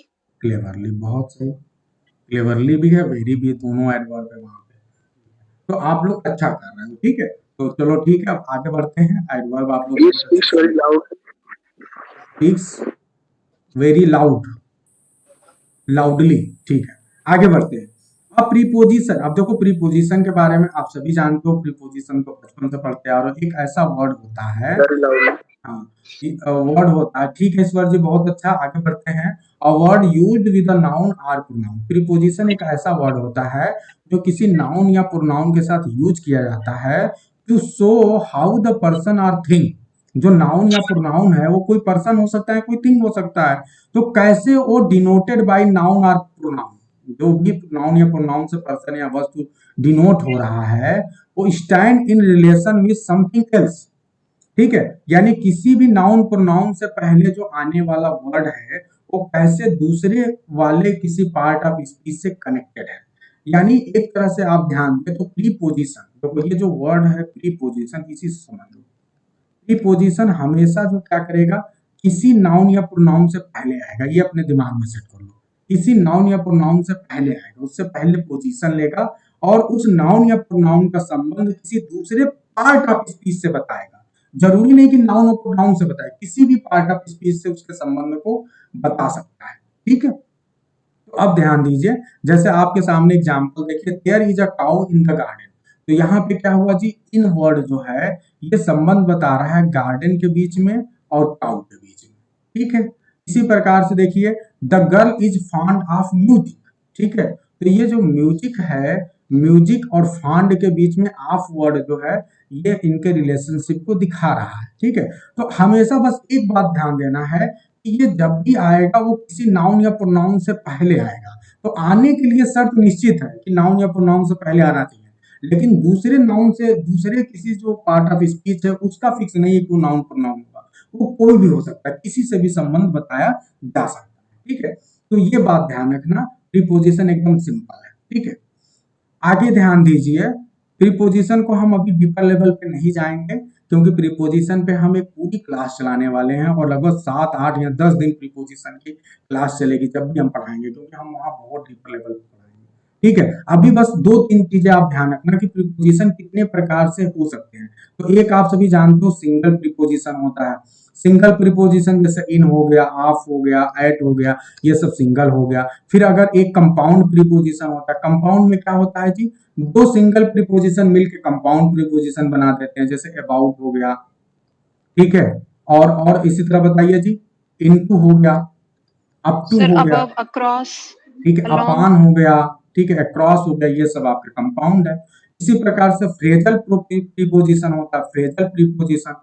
Phrasal preposition के एग्जांपल बताइए जी, जल्दी से। Sir according to, in accordance According with, to, in addition to, yes, बहुत अच्छा। तो ये phrases, because in of. Due to, in due yes, to. तो ऐसे बहुत ढेर सारे प्रीपोजिशन होते हैं, ये हम बाद में देखेंगे। एक बात और ध्यान देना, ये जो प्रीपोजिशन होते हैं इनकी मीनिंग के हिसाब से इनके अगल बगल के वर्ड यूज किए जाते हैं, लेकिन एक प्रीपोजिशन होता है जो फिक्स्ड प्रीपोजिशन होता है। ये छोटी छोटी बातें यहीं पे आपको ध्यान रखना है। एक प्रीपोजिशन होता है जो फिक्स्ड प्रीपोजिशन होता है। फिक्स्ड वाले में क्या होता है कि अपने बाद ये वही वाला प्रीपोजिशन लेके आएगा, मीनिंग वोनिंग से कोई मतलब नहीं। तो हमेशा ध्यान रखना, जैसे फांड वर्ड है तो फांड के बाद हमेशा ऑफ आएगा, फांड के बाद आप कोई और प्रीपोजिशन लगा ही नहीं सकते, ठीक है। तो इसी तरह से प्रीपोजिशन फिक्स होते हैं, ठीक है। अलग अलग कॉन्टेक्स्ट में कई बार एक ही वर्ड के साथ भी प्रीपोजिशन अलग अलग हो जाते हैं। जैसे एक डील वर्ड है तो डील के साथ कई बार दो प्रीपोजिशन आते हैं, एक इन आता है और एक विद आता है, ठीक है। ये भी जब डील विद का मतलब जब किसी पर्सन से व्यवहार की बात होती है, बिहेवियर की, तो डील विद होता है। सर आपकी आवाज चली गई थी सर 2-3 सेकंड। अच्छा, अभी अभी जा रही है, अभी जा अभी रही है। सही है, अभी यस, आ रही है सर, तो बीच में अभी चली गई। अभी आप लोग ध्यान देना कि एक हमने क्या इसके पहले पढ़ा कि वो प्रीपोजिशन जो मीनिंग के हिसाब से आप यूज करते हैं वर्ड्स के बीच में, और कुछ ऐसे प्रीपोजिशन होते हैं जो फिक्स होते हैं जिनको आप उस वर्ड के साथ यूज ही करना है, ठीक है। अब कभी कभी क्या होता है एक वर्ड के साथ एक ही प्रीपोजिशन फिक्स होता है, जैसे फॉन्ड है तो पर फॉन्ड के साथ हमेशा ऑफ ही आएगा। लेकिन कुछ ऐसे वर्ड होते हैं जिनके साथ 2 या 3 प्रीपोजिशन होते हैं, लेकिन वो अलग अलग कॉन्टेक्स्ट में आते हैं, लेकिन वो 2 या 3 प्रीपोजिशन भी हमेशा फिक्स ही होते हैं, बस कॉन्टेक्स्ट का अंतर होता है। Sir you are not audible. हो गया अब मेरी, सर हाँ, अभी अभी बताइए, और बताइए सब लोग, क्या मेरी आवाज जा रही है? ऐसा कैसे होगा? सर अभी आ आ रही रही है है सर। सर आ रही है लेकिन बीच बीच में बहुत कट गई है सर आवाज आपकी। अभी सर आ रही है। चलिए चलिए, अब थोड़ी देर बचा है, कंप्लीट ही कर लीजिए, है ना। रिकॉर्डिंग हो रही है, अगर मिस होगा तो कोई बात नहीं है, रिकॉर्डिंग सुन लेना आप लोग 5-10 मिनट, ठीक है। तो अब ध्यान दीजिए, डील इन, तो डील इन क्या होगा जब किसी प्रकार के बिजनेस की बात होगी, किसी चीज में बिजनेस, जैसे कोई अगर सोने का बिजनेस करता है, गोल्ड का, तो क्या होगा, डील इन गोल्ड, ठीक है। तो अब ये तो नाउन के हिसाब से वर्ब आएगा, तो डील इन गोल्ड, ध्यान रखना। और अगर बिहेवियर की बात होगी तो डील विद श्याम राम, ऐसे, चलो मैं श्याम से डील कर लूंगा, मैं देख लूंगा। तो किसी पर्सन से बिहेवियर की बात आएगी तो विद, किसी बिजनेस में भी बात आएगी तो गोल्ड, ठीक है, जो भी प्रकार का बिजनेस हो, ठीक है। ये ध्यान रखना, ये छोटी छोटी बातें अगर आप नहीं जानते हो तो आप गलत कर दोगे, ठीक है। तो इसीलिए फिक्स्ड पोजीशन रटा जाता है। आप अगर रेन एंड मार्टिन की बुक देखोगे तो इन्होंने कम से कम 300-400-500 प्रीपोजिशन दिए हैं जो फिक्स्ड प्रीपोजिशन है, जिसको आपको रटना ही है। तो वो हम धीरे धीरे, इसीलिए हम प्रीपोजिशन हो सकता है सबसे पहले पढ़ें, जब हम ये ट्रांसफॉर्मेशन और सिंथेसिस पढ़ लेंगे तो उसके बाद प्रीपोजिशन को ही पढ़ेंगे, ताकि जो रटने वाली प्रक्रिया है जो लंबी चलने वाली है उसको हम शुरुआत से ही लेके चलें। तो ये ध्यान रखना। चलो अब आगे बढ़ते हैं। अब आगे क्या हुआ जी, कंजंक्शन। कंजंक्शन क्या होता है, कंजंक्शन, ठीक है। ये जंक्शन आप सभी समझते हो, जंक्शन पे क्या होता है, जब भी जंक्शन होता है तो अगर ये जंक्शन है, कोई स्टेशन है, अगर वो जंक्शन है तो इसका मतलब अलग अलग रूट से ट्रेनें आएंगी और आके यहाँ पे वो कनेक्ट होती है, ठीक है। तो जंक्शन का मतलब यही होता है कि वो कनेक्ट करवाता है, ठीक है। तो जो कंजंक्शन वर्ड होता है ये हमेशा जो है या तो दो वर्ड को, एक से ज्यादा वर्ड को कनेक्ट करवाएगा या फिर सेंटेंसेस को कनेक्ट करवाएगा, ठीक है। तो कंजंक्शन क्या करता है, वर्ड्स को कनेक्ट करवा सकता है, सेंटेंसेस को कनेक्ट करवा सकता है, इसका बस यही काम है। जैसे आपने बोला कि Rama and Hari are cousins, तो यहाँ पे देखिए रामा और हरि क्या है, दो अलग अलग नाउन है, इनको ये कनेक्ट कर रहा है एंड, तो ये कंजंक्शन हो गया। 2 and 2 मेक 4, यहाँ भी देखिए क्या है जी, एंड से कनेक्ट हो रहे हैं, ये भी क्या हो गया, कंजंक्शन हो गया। तो ये आपने देखा कि कैसे दो वर्ड्स को ऐड किया जा रहा है। फिर यहाँ देखिए दो सेंटेंस को कैसे ऐड किया जा रहा है। आपने बोला आई रैन फास्ट, ये एक सेंटेंस हो गया, ठीक है। आई मिस द ट्रेन, ये दूसरा सेंटेंस हो गया। दोनों को आपने कनेक्ट कर दिया बट से, तो I ran fast but missed the train, तो ये आपने देख लिया। तो कंजंक्शन बहुत आसान है जी। कंजंक्शन क्या करेगा, या तो दो वर्ड्स को जोड़ेगा या तो दो सेंटेंसेस को जोड़ेगा, और ये ज्यादा भी हो सकते हैं, दो से ज्यादा भी हो सकते हैं। तो दो या दो से अधिक वर्ड्स या सेंटेंसेस को जोड़ने के लिए जिस यूनिट का प्रयोग किया जाता है, जिस वर्ड का प्रयोग किया जाता है, उसी को हम क्या बोलते हैं जी, कंजंक्शन। सर एक डाउट है, हाँ बोलिए। सर 2 and 2 make 4 और 2 and 2 makes 4, किसी किसी बुक में 2 and 2 makes 4 भी होता है, विच अब इज तो करेक्ट सर। हाँ, तो अब तो रेन एंड मार्टिन जो बोल रहे हैं हमको उसी के साथ चलेंगे, है ना? 2 and 2 यहाँ makes सर 4। सब्जेक्ट 2 हो गया, इसकी वजह से प्रेजेंट इंडेफिनिट में जो है सिंगुलर वर्ब लगेगी। बिल्कुल। तो अब ध्यान देना कि यहाँ पे देखो अलग-अलग लोग अलग-अलग तरीके से बात करते हैं, ठीक है? फिलहाल आप ये मान के चलिए कि दोनों तरीके से कई बार बातें सही हो जाती हैं, क्योंकि आप लोग एक रूल पढ़ते हैं और रूल ये बोलता है कि अगर कभी 2 से ज़्यादा चीज़ें मिल के किसी एक यूनिट को रिप्रेजेंट करें, ठीक है? जैसे आपने बोला कि 5 kilometres is a long distance, तो एकदम सही है, क्योंकि जो 5 किलोमीटर्स है ये है तो प्लूरल है ये, लेकिन ये प्लूरल भी क्या कर रहा है, एक यूनिट को दिखा रहा है, इज अ लॉन्ग डिस्टेंस, ठीक है? तो इसलिए यहाँ इज का प्रयोग किया है, ठीक है? अब यहाँ पे क्या होता है, यहाँ पे दो सिस्टम बन जाता है, जब एंड लगा देते हो आप ना, तो ये दो चीजें हो गई, ठीक है? जब ये दो चीजें आप इनको मानोगे तो उस केस में जो है आप यहाँ पे वर्ब प्लूरल लोगे। लेकिन कुछ ऐसे लोग हैं जिनका तर्क है कि 2 and 2 जो है दोनों मिला के एक यूनिट बना रहे हैं 4, तो इसलिए जो है आप इसको सिंगुलर मानो, तो आप मिक्स कर दो। तो ये अलग-अलग लोगों के तर्क हैं, इसलिए ये क्वेश्चन एग्जाम में हमेशा डाउटफुल स्थिति में रहता है, ठीक है? लेकिन आप कोशिश करें कि आप इसी वाले को सही माने, 2 and 2 make 4, ठीक है? क्योंकि ये कैलकुलेशन को दिखा रहा है और कैलकुलेशन में आप यूनिट वाला नियम ना लगाएं, ठीक है? तो इसलिए आप 2 and 2 make 4 ही ज्यादा सही माना जाएगा, ठीक है? Okay sir. हाँ, आगे ध्यान दें। अब मेरे ख्याल से कंजंक्शन में किसी को डाउट नहीं होगा जी। कंजंक्शन प्रीपोजिशन हमने देख लिया। अब इंटरजेक्शन बहुत आसान है।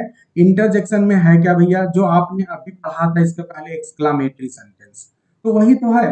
एक्सक्लामेटरी सेंटेंस में क्या होता है, जिन वर्ड्स की हेल्प से हम सडन अपनी फीलिंग को व्यक्त करते हैं वही तो इंटरजेक्शन कहलाते हैं। तो ये जो छोटे छोटे वर्ड हैं जो आपकी फीलिंग को व्यक्त करते हैं, हुर्रा, हेलास, ओ, ठीक है, वाउ, ये सारे वर्ड जो हैं इंटरजेक्शन कहलाते हैं। तो बस, यानी जो सिंगल वर्ड किसी एक्सप्रेशन को, किसी सडन फीलिंग को व्यक्त करते हैं आपके हार्ट की, उन्हीं को हम इंटरजेक्शन, ठीक है? इनका यूज बहुत कम होता है। बस आप ध्यान रखिए कि इनका मुख्य रूप से यूज एक्सक्लामेटरी सेंटेंस और जब आप नरेशन बनाते हैं, यानी डायरेक्ट इनडायरेक्ट बनाते हैं, तो ज्यादा यूज होता है, ठीक है? बाकी पार्ट ऑफ स्पीच में इसका यूज बहुत न के बराबर होता है और जो बाकी सात पार्ट ऑफ स्पीच है उन्हीं का ज्यादा यूज होता है। तो ये आपके पार्ट ऑफ स्पीच हो गए, ठीक है? अब आगे ध्यान दें, एक कुछ और भी चीजें हैं, कुछ ऐसे ग्रामेरियन हैं जो ये कहते हैं कि देखो भैया, इसके अलावा एक और पार्ट ऑफ स्पीच है डिटरमाइनर।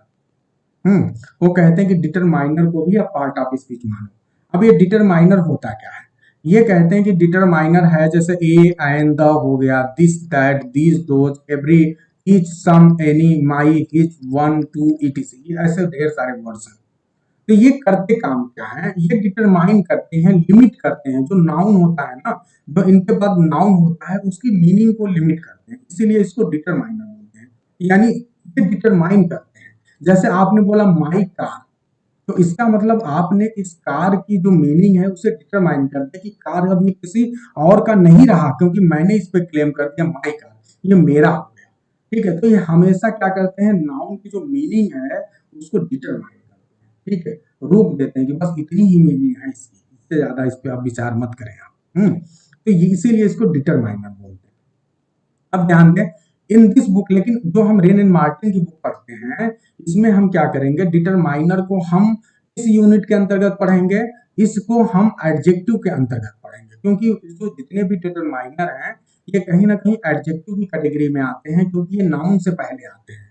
तो इनके लिए हम सेपरेट कैटेगरी ना बना के एडजेक्टिव के अंडर ही डिटरमाइनर्स को पढ़ेंगे। लेकिन ये है कि जैसे इन डिटरमाइनर में 3 ऐसे डिटरमाइनर हैं जो बहुत खतरनाक होने हैं, जिनका बहुत ज्यादा यूज होता है डे टू डे लाइफ में, और इनके बहुत ढेर सारे यूसेज हैं, इनके बहुत सारे ऐसे भी हैं जहाँ पे आपको इनका प्रयोग नहीं करना होता है। तो इनके ऊपर, क्योंकि ये बहुत ज्यादा मात्रा में इनका यूसेज है, तो इसलिए इनके लिए एक अलग ही चैप्टर बना दिया गया है और इसको नाम दिया गया है आर्टिकल्स।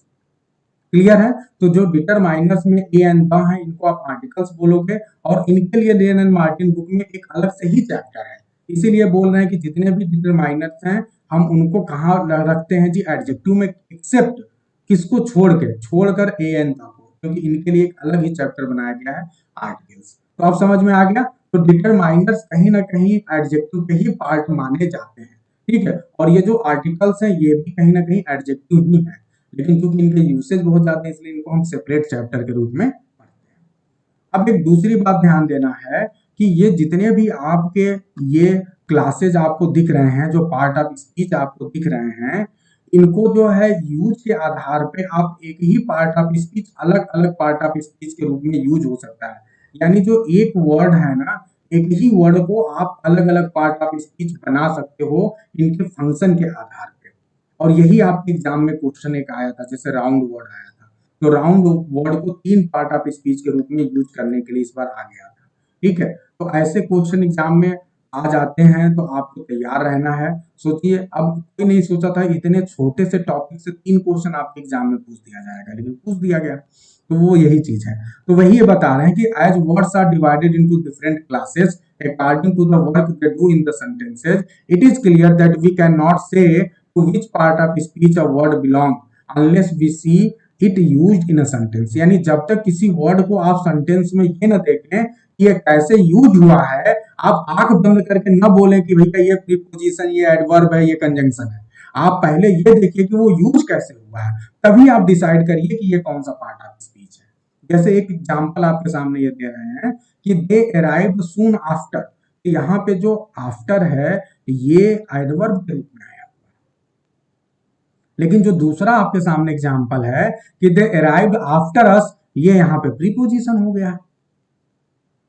और तीसरे वाली सिचुएशन में क्या है, they arrived after we had left, यहाँ पे एक सेंटेंस है दे अराइव्ड और एक है वी हैड लेफ्ट, 2 सेंटेंस है और दोनों को ये जोड़ रहा है इसलिए कंजंक्शन हो गया। तो इस तरह आपने क्या देखा कि एक ही वर्ड जो है डिफरेंट, जो है सेम वर्ड को जो है आप डिफरेंट पार्ट ऑफ स्पीच के रूप में यूज कर सकते हैं, ठीक है। तो इतनी बातें सभी को क्लियर है? Yes sir. Yes sir. Yes sir. क्या ये एक्सरसाइज आज ही कर लें कि बाद में करेंगे आप लोग, जैसा बोलो। कर लीजिए। कर लें? जी सर, कर लिया जाए। चलिए यस कर सर। लेते हैं, इसको आज ही कर लेते हैं। तो फटाफट करते हैं जी। देखो बहुत आसान है, समझते हैं। अच्छा, एक आप इन एक्सरसाइज को करें, इससे पहले मैं आपको एक छोटी सी बात बता दे रहा हूँ, बहुत इंपॉर्टेंट है और आप सभी को जाननी चाहिए। वो सामान्य बुक्स में नहीं मिलती है, ठीक है। मेरे पास एक अच्छी सी बुक है और वहां पे वो मुझे मिला है, तो मैं आपको बता दे रहा हूँ। कहाँ चला गया? हाँ, तो ये जो पार्ट ऑफ स्पीच है ना, जितने भी आपने पार्ट ऑफ स्पीच पढ़ा है, उनको यूसेज के आधार पे 2 पार्ट में आप डिवाइड कर सकते हो। जो आपके पार्ट ऑफ स्पीच हैं उनको यूसेज के आधार पे, उनकी क्वालिटीज के आधार पे आप इनको चाहे वर्ड क्लासेज बोल लो और चाहे आप इनको पार्ट ऑफ स्पीच बोल लो, ठीक है। इनको यूसेज के आधार पे 2 पार्ट में डिवाइड करोगे। एक होगा मेजर, ठीक है, एक होगा मेजर और एक हो जाएगा, ठीक है, माइनर, ठीक है। ध्यान देना, अब ये मेजर माइनर जो है किस आधार पे आप डिसाइड करते हैं। अब मेजर आप बता सकते हैं कौन कौन हो सकता है मेजर में? जल्दी बताइए, गेस करिए आप लोग, मेजर में कौन कौन हो सकता है? फास्ट गेस करिए, मेजर में कौन होगा, माइनर में कौन होगा? ये आप लोगों ने कभी पढ़ा नहीं। नाउन, प्रोनाउन, वर्ब और एडजेक्टिव मेजर में होना चाहिए। Noun, pronoun, verb and adjective. अच्छा चलो मैं लिख ले रहा हूं। प्रीपोजिशन भी। अच्छा चलो ध्यान दो, नाउन, वर्ब, एडजेक्टिव, एडवर्ब, ये ध्यान कर लो, ये आपके मेजर होंगे। और ये जो आपके प्रोनाउन है, प्रीपोजिशन है, कंजंक्शन है और इंटरजेक्शन है, इनको आप माइनर में रखते हो। अब आप कहोगे सर कैसे आपने इनको मेजर बना दिया, इनको माइनर बना दिया, प्रीपोजिशन इतना इंपॉर्टेंट है? तो इसका रीजन है, इसको मेजर माइनर बनाने का एक तरीका है। वो तरीका ये है, ये जो इतने मेजर वाले हैं ना, इनको आप ओपन बोल सकते हो, ओपन वर्ड क्लास, ठीक है, या ओपन क्लास वर्ड्स, आप इनको ओपन क्लास वर्ड्स बोल सकते हैं। और ये वाले जो हैं इनको आप क्या बोल सकते हो, क्लोज्ड, ठीक है, क्लोज्ड या क्लोज, ठीक है, क्लास वर्ड्स, अब ये कैसे ओपन और क्लोज कैसे हुए, मतलब ये जो नाउन है ना, ये नाउन की संख्या आप निर्धारित नहीं कर सकते हो, ये कुछ भी हो सकते हैं, मतलब ये बढ़ते रहेंगे, हर दिन हो सकता है एक नया नाउन आ जाए। आप देखते हैं ना डेली कुछ ना कुछ वर्ड्स ऐड होते हैं, प्रीपोजिशन जो नए वर्ब ऐड होते रहते हैं, नए एडजेक्टिव ऐड होते रहते हैं, नए एडवर्ब ऐड होते रहते हैं। तो ये जो ऐसे हैं ना जो ओपन है, इनकी कैटेगरी ओपन है, इसको आप जो है नहीं कह सकते कि भैया इतने ही नाउन है, फिक्स नहीं कर सकते, यानी इनमें आप कभी भी ऐड कर सकते हैं, ये ओपन ग्रुप है। लेकिन ये वाला जो ग्रुप है ये ओपन नहीं है, ये फिक्स है। जो आपके प्रोनाउन है, आपने अभी देखा ना पर्सनल प्रोनाउन सारे फिक्स हैं, इतने ही होते हैं, आप उनका एक ग्रुप बना सकते हो, इतने प्रोनाउन होते हैं। इसी प्रकार प्रीपोजिशन भी फिक्स होते हैं, कंजंक्शन भी फिक्स होते हैं और इंटरजेक्शन भी फिक्स होते हैं। इसमें नए ऐड लगभग 9 के बराबर, एक दो कभी कभार ऐड हो जाए अलग बात है, लेकिन लगभग 9 के बराबर ऐड होते हैं। और इसमें आप हमेशा ऐड कर सकते हो, एडजेक्टिव हमेशा ऐड होते रहते हैं, एडवर्ब। तो ये समय के साथ साथ जैसे जैसे लैंग्वेज विकसित होगा इसमें ऐड होते रहेंगे। इसमें जो है बहुत नाम मात्र का चेंज होता है, लगभग आपको ऐड होता हुआ कम दिखाई देगा। तो ये बात समझ में आ गया आप सभी को, 100% इंपॉर्टेंट बात लगी, इसको आप लोग Yes, sir. नोट कर सकते हैं। ये आपको नहीं मिलेगा, आप बहुत सी किताबें खोज लो, नहीं मिलेगा। ये तो मैं हर दिन कोई ना कोई अच्छी किताब दिख जाती है तो मैं मंगाता हूँ, तो मुझे मिल जाता है कुछ अच्छी चीजें। तो ये हो गया, आगे बढ़ते हैं और हम आपको ये एक्सरसाइज जो है करवा ही देते हैं, ठीक है, क्योंकि एक दिन हो सकता है कि हम आपकी क्लास जो है शायद मंडे को न ले पाए, तो आज ये एक्सरसाइज कर लो, आज लंबी क्लास खिंच गई है ना, कर लेते हैं, ठीक है। अब आप लोग देखेंगे, देखिए आपके सामने क्या है जी, ध्यान दें, पहला आपके सामने स्टिल वाटर्स रन डीप, तो क्या हो गया जी यहाँ पे, अगर आपसे मैं पूछूं तो पहले पहले तो क्वेश्चन पढ़ लीजिए, क्वेश्चन क्या कह रहा है, name the part of speech of each, ठीक है, इटैलिसाइज्ड वर्ड, जितने भी ये टेढ़े वाले वर्ड दिख रहे हैं इटैलिक्स, ठीक है, आपको देखना है कि ये कौन सा पार्ट ऑफ स्पीच है, ठीक है, और आप ये भी ध्यान दें कि किस आधार पे आप इसको जो है क्लासिफाई कर रहे हो। तो स्टिल वाटर्स रन डीप, यहाँ पे स्टिल क्या होगा जी, जल्दी से बताएंगे आप लोग, एडजेक्टिव होगा क्योंकि इसके बाद नाउन आ रहा है, ठीक है, तो ये आपका एडजेक्टिव है, बहुत अच्छा। दूसरा क्या होगा जी, still lives in that house, तो यहाँ पे स्टिल क्या होगा, सर एडवर्ब एडवर्ब होगा, ठीक है, क्योंकि ये लिव्स के बारे में बता रहा है कि वो अब भी वहां रहते हैं, तो ये एडवर्ब है, बहुत अच्छा। अब ध्यान दें, after the storm comes the rain comes the काम, क्या होगा यहाँ पे आफ्टर, गेस करें आप लोग, प्रीपोजिशन सर preposition.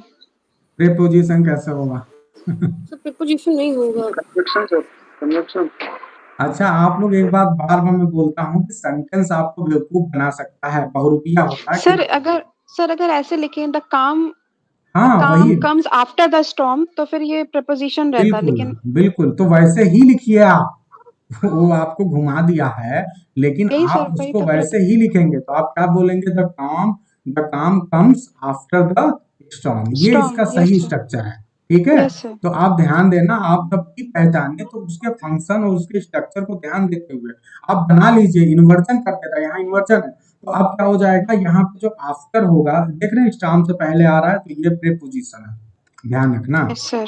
ये सारी बातें ध्यान रखनी है, छोटी छोटी मगर मोटी बातें। नेक्स्ट सेंटेंस ध्यान दें, चौथा, इसमें क्या होगा जी, अरे भाई फोन आ रहा है, the after effects of drug are bad, तो यहाँ पे क्या होगा जी, इफेक्ट क्या है, इफेक्ट नाउन है, और उसके ठीक पहले जो आने वाला वर्ड होगा वो क्या हो जाएगा जी, एडजेक्टिव, ये एडजेक्टिव हो गया, कोई दिक्कत नहीं है। द अप ट्रेन, तो यहाँ ट्रेन क्या है, नाउन है, उसके पहले जो वर्ड आएगा क्या हो जाएगा जी, एडजेक्टिव हो जाएगा, ठीक है, बहुत अच्छा। It ways about a pound, यहाँ पे अबाउट क्या है, प्रीपोजिशन सर adverb. नहीं, हाँ कितने लोग प्रीपोजिशन बोल रहे हो जल्दी से ये प्रीपोजिशन नहीं Sir, है, adverb है। ये एडवर्ब है, एडवर्ब है वेट हाँ, और तो कैसे वेट को वो एडवर्ब कर रहा है, है वो। क्योंकि ये वेट, जो वेट है ना उसके बारे में, जो वर्ब वे है इसके बारे में बता रहा है कि लगभग, ठीक है, तो ये जो है ये एडवर्ब आप कहीं ना कहीं क्वांटिटी है, जब आप आगे बढ़ोगे तो आप सीखोगे। ये एडवर्ब आप क्वांटिटी है तो ये वे के साथ कनेक्ट है, ठीक है, तो इसलिए यहाँ पे अबाउट जो है एडवर्ब। आगे ध्यान दें, he told us all about the battle. अब आप बोल सकते हो, बोलो जी क्या होगा? प्रीपोजिशन है। सर प्रेपोजिशन है। अब ये प्रीपोजिशन है। Preposition. आगे बढ़ते हैं, 8 पे जाइए। He was only a yard of me. Yard एक डिस्टेंस की बात हो रही है, सर प्रेपोजिशन तो है। ये प्रीपोजिशन है क्योंकि यहाँ पे देख रहे हैं प्रोनाउन से पहले आया हुआ है, कनेक्शन बता रहा है यार्ड से। क्वेश्चन नंबर 9 पे जाइए। Suddenly one of the wheels came of. बताइए। Adverb. सर एडवर्ब है सर, केम को एडवर्ब वो है, कर रहा है। बिल्कुल बिल्कुल, ये केम के बारे में बता रहा है अलग होने के बाद, तो ये यहाँ पे क्या हो जाएगा जी, ये एडवर्ब है, ठीक है। आगे बढ़ते हैं, Muslim fast in the month of Ramzan. ठीक है, वर्ब वर्ब है, verb. ठीक है, यहाँ व्रत रखने की बात हो रही है, फास्ट रहने की बात हो रही है। आगे बढ़ते हैं, he kept the fast for a week। क्या होगा जी यहाँ पे फास्ट?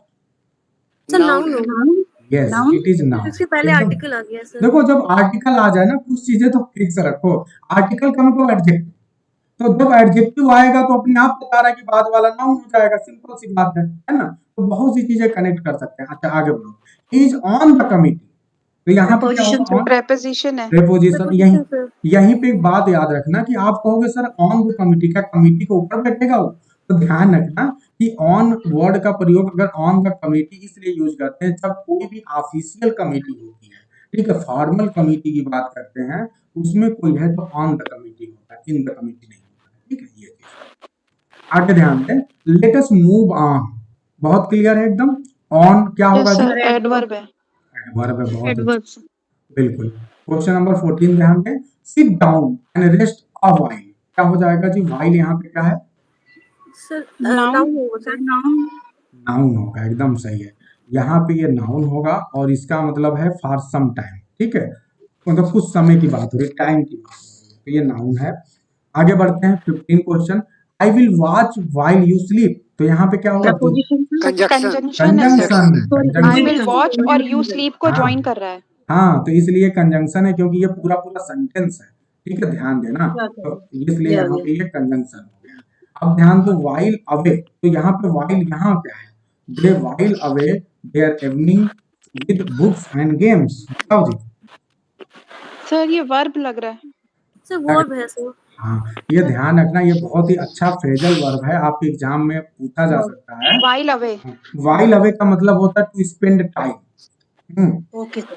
ठीक है, ये नोट कर लें आप लोग, आगे काम आएगा। To spend time phrasal verb होता है, तो to spend time in doing something pleasant, जब कोई ऐसी चीज करो जो आपको अच्छी लगती हो, ठीक है, मन को अच्छी लगे, तो ऐसी चीज करते हैं तो उसी को बोलते हैं वाइल में, ठीक है। तो टू स्पेंड, देखो evening with books and games, ऐसी चीजें जो इनको अच्छी लगती है उसको ये कर रहे हैं। अगर आपसे मैं कहूँ कि वाइल अवे पे एक सेंटेंस बनाइए, तो क्या बना सकते हैं? Anyone fast? Sir, from which part of speech? Anyone?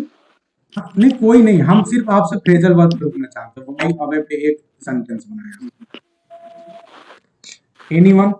कोशिश करिए, ट्राई करिए। वाइल अवे, वाइल अवे पे एक सेंटेंस बनाया। Sir the kids while away on mobiles and video games these days, something like बहुत दैट। सही, बहुत अच्छा, बहुत अच्छा, बहुत अच्छी कोशिश। Sir, in my spare time, I while away uh, afternoon with my books. Yes, बहुत अच्छा, तो बहुत अच्छी कोशिश कर रहे हैं आप लोग। अगर आप में से कोई मुझे एक वर्ड के 2-3 एग्जाम्पल बता देगा तो और मन खुश हो जाएगा। जैसे आपने इतने एग्जाम्पल देखे ना, तो आप लोग अपनी कॉपी में 2 मिनट का समय लीजिए और कम से कम आप लोग एक वर्ड लीजिए, उसको 2 या 2 से ज्यादा पार्ट ऑफ स्पीच में आप यूज करिए और जल्दी से बताइए। मैं 2-3 लोगों के बस सुनूंगा, फिर उसके बाद क्लास एंड हो जाएगी। तो आप लोग ट्राई करिए कि क्या आप एक वर्ड को अलग अलग पार्ट ऑफ स्पीच में यूज कर पा रहे हैं। नहीं, कोशिश करिए और बताइए, बताइए जी जल्दी से। Sir, rain. It may rain, and it is raining today. It is raining today, ये हो गया। दूसरा, It may rain. इट में रेन, तो दोनों जगह तो वर्ब है, आपने कुछ कर ही नहीं पाया। Fast run. ठीक है, Okay, sir. He Once runs again, fast. एक हो गया ही रन्स फास्ट और दूसरा हो गया he is a fast runner. अब सही है, फास्ट रनर में एडजेक्टिव हो गया, ही रन्स फास्ट में एडवर्ब हो गया, बहुत सही। आओ, बहुत अच्छी कोशिश है, कोई दूसरा बताएगा जल्दी से। ठीक है, यही सर है। ऑल I ऑल like का his बनता है running. ऑल। सर बनाइए। All guests were present okay and he was all alone okay and sir all of the books were given to him. ठीक है, अच्छी कोशिश है। तीनों जगह बताइए क्या क्या है। सर लास्ट में प्रोनाउन था हाँ और पहले बीच वाले में ऑल अलोन में एडवर्ब था हाँ और जब सबसे पहला वाला ऑल गेस्ट वर प्रेजेंट्स सर उस वाले में वो था noun sir adjective sir. Adjective adjective. Yes ठीक है, सर बहुत एडजेक्टिव बहुत सर। अच्छी कोशिश। चलो, बहुत अच्छा आप लोग कर रहे हैं। कोई और बताएगा? आप भी कोशिश करिए जल्दी से। Sir, Sita sits after the first bench, after the first row, okay and afterward for preposition and conjunction. I want to use. Okay okay Okay, and the patient had died after the doctor came. बहुत सही बहुत सही। एक में preposition, एक में conjunction. बहुत अच्छा Yes. निर्णय। तो क्लियर है सभी को? आप लोग बहुत अच्छी कोशिश कर रहे हैं। आप सभी का होमवर्क है कि ऐसे ढेर सारे वर्ड को जो है आप कम से कम आप सभी अपनी कॉपी में एक एक ऐसे जो है एक या दो दो वर्ड लेके आप उनको डिफरेंट पार्ट ऑफ स्पीच में यूज करिए और उसकी स्क्रीनशॉट ग्रुप में भेजनी है ताकि मुझे पता चले कि यस आप लोग काम कर रहे हैं, है ना? तो मेहनत करिए, मेहनत ओके करिए सर। और दिखाइए भी, ठीक है? तो कम से कम दो दो पार्ट ऑफ स्पीच लीजिए और उसको जितने ज्यादा दो दो वर्ड लीजिए और जितने ज्यादा पार्ट ऑफ स्पीच में आप यूज कर सकते हो करिए और ग्रुप में भेजिए, ठीक है? तो बस यही होमवर्क है आप सभी का। मिलते हैं कल अगली क्लास में। और अगर आपकी क्लास कल की क्लास 6 बजे होगी क्योंकि मैं 5 बजे तो वहां से छूटूंगा ही, ठीक है? तो 6 बजे आप लोग मान के चलिए कल की क्लास, ठीक है? सर आज लिटरेचर की क्लास 9 बजे है ना सर? बिल्कुल 9 बजे चलेगी, है ना? Okay sir. Thank you. ठीक है, फिर मिलते हैं शाम को 9 बजे, है ना? Thank you okay sir. Sir, thank you sir. Thank you, sir.